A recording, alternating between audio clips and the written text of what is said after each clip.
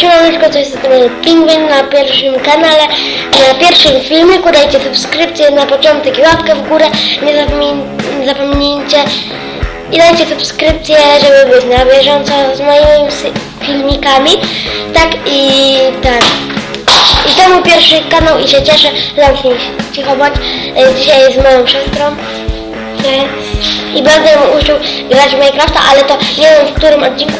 Jak dowiedziecie 1000 łapek w górę. Nie, na razie na początek, żebyście dobili chociaż 10. Nie. Tak.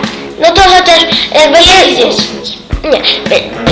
50 łapek w górę i uczę ją grać w Minecrafta. Długi odcinek. Półgodzinowy. No więc tak. To mój pierwszy kanał. Na góry subskrybujcie. Żeby być na bieżąco, cicho bądź.